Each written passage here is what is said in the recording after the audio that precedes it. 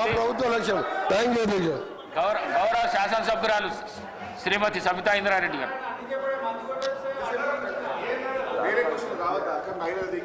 అధ్యక్ష ధన్యవాదాలు మైక్ ఇచ్చినందుకు. అధ్యక్ష లాస్ట్ అసెంబ్లీలో అసలు నాకు మైక్ ఇవ్వనన్నారు, అసలు మొత్తం 4 సంవత్సరాలు ఇవ్వరేమనుకున్నాను, ఇచ్చినందుకు ధన్యవాదాలు అధ్యక్ష. అధ్యక్ష ఈరోజు గౌరవ మంత్రి గారు సమాధానం చెప్తూ కామారెడ్డి జాతీయ రహదారి గురించి, కరీంనగర్ కామారెడ్డి ఎల్లారెడ్డి గురించి అడిగారు అధ్యక్ష. కానీ దాని తర్వాత ఇక అన్ని గౌరవ మంత్రి వారు అన్ని వివరించి చెప్పారు. కానీ ఒకటి, మీరు పోతున్న రోడ్డు కానీ నేను పోతున్న రోడ్డు కానీ ముఖ్యమంత్రి గారు పోతున్న రోడ్డు కానీ Bijapur to Hyderabad to Bijapur road అధ్యక్ష.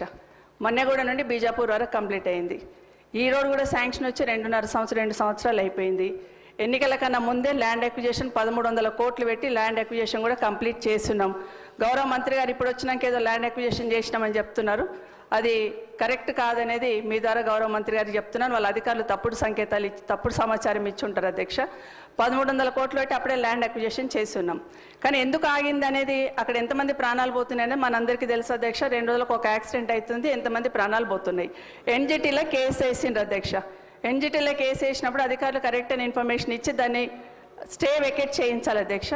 మొన్న 13th రోజు ఎన్జిటీలో కేసు ఉండింది, ఆ స్టే వెకేట్ అయ్యిందా, నిజంగా రోడ్డు మీరు స్టార్ట్ చేస్తున్నారా, వర్క్ స్టార్ట్ అయిందా, ఆ క్లారిఫికేషన్ కావాలి అధ్యక్ష. ఎందుకంటే ఊరికే చెప్పడం కాదు అధ్యక్ష. 13th రోజు కేసు ఉండింది, అది వెకేట్ చేశారా, వెకేట్ చేస్తే ఎప్పటి నుండి స్టార్ట్ చేస్తున్నారు, వెకేట్ అయ్యిందా అనేది మీరు చెప్పండి అధ్యక్ష.